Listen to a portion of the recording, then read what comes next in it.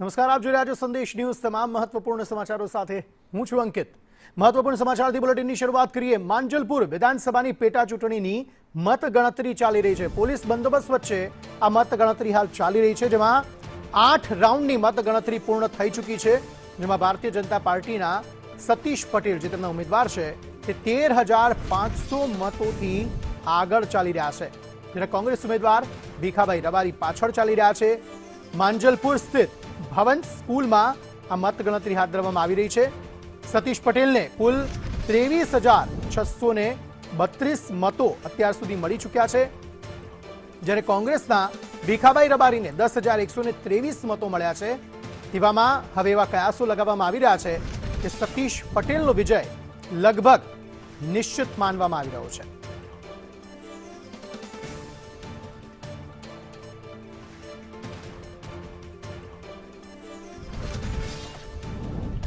નવ રાઉન્ડની મતગણતરી પૂર્ણ થઈ ચૂકી છે અને 9 રાઉન્ડની મતગણતરીમાં હવે 13,000થી વધુ મતોની સરસાઈ જે છે તે સતીશ પટેલ જે ભારતીય જનતા પાર્ટીના ઉમેદવાર છે તેમને મેળવી છે।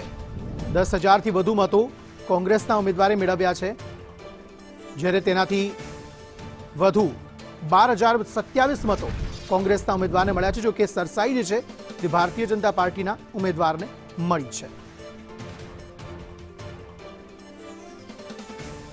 સમગ્ર મામલે વધુ માહિતી સાથે સંવાદદાતા કૃણાલ શર્મા જોડાઈ ગયા છે। કૃણાલ, ભારતીય જનતા પાર્ટીના ઉમેદવાર છે તે અત્યારે આગળ ચાલી રહ્યા છે, લગભગ 9થી 10 જે રાઉન્ડ છે તેની ગણતરી પૂર્ણ થઈ ચૂકી છે। શું છે વધુ વિગતો અને કેટલો ઉત્સાહ ભારતીય જનતા પાર્ટીના કાર્યકરોમાં? વડોદરાની જે માંજલપુર વિધાનસભા છે પહેલેથી જ ભાજપનો ગઢ રહી છે। જોકે ધારાસભ્ય યોગેશ પટેલ સ્વર્ગવાસી થયા ત્યારબાદ આ પેટા ચૂંટણી આવી છે અને ત્યારબાદ સતીશ પટેલ કે જેઓ મૂળ છાડીના છે, પરંતુ તેમને અહીંયા ઉમેદવાર બનાવવામાં આવ્યા હતા।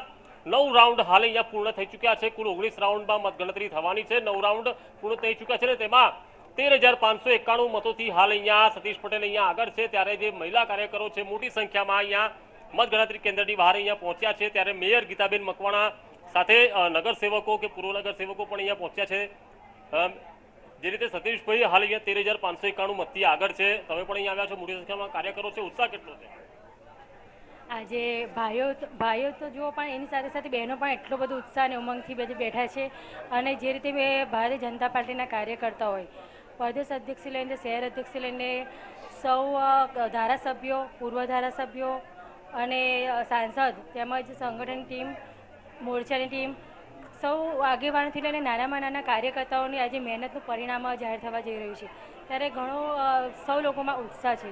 અને કાર્યકર્તાઓએ જે રીતે મહેનત કરી છે અને ઘરે ઘરે જઈને લોકોનામાં જાગૃતતા લાવીને મતદાન મથક સુધી પહોંચાડ્યા છે, ત્યારે કાર્યકર્તાઓનો પણ ખૂબ ખૂબ આભાર માનું છું, તેમજ મતદારોનો પણ ખૂબ ખૂબ આભાર માનું છું।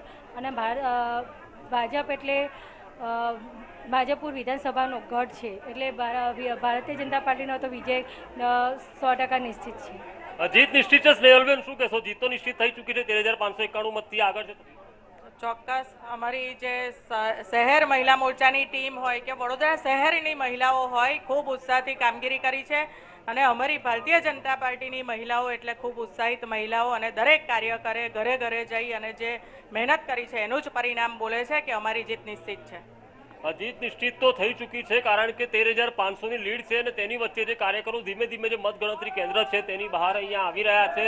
ભારત માતા કી જયના અહીંયા નારા લાગી રહ્યા છે અને હજુ 19 રાઉન્ડ છે, એટલે કે 9 રાઉન્ડ પૂર્ણ થયા છે, હજુ પણ લગભગ 10 રાઉન્ડ બાકી છે। અને જેમ જેમ આ રાઉન્ડ પૂર્ણ થઈ રહ્યા છે તેમ તેમ લીડ વધી રહી છે, તેમ તેમ જે કાર્યકરો છે તેની સંખ્યા પણ વધી રહી છે અને ઉત્સાહમાં પણ વધારો અહીંયા જોવા મળી રહ્યો છે।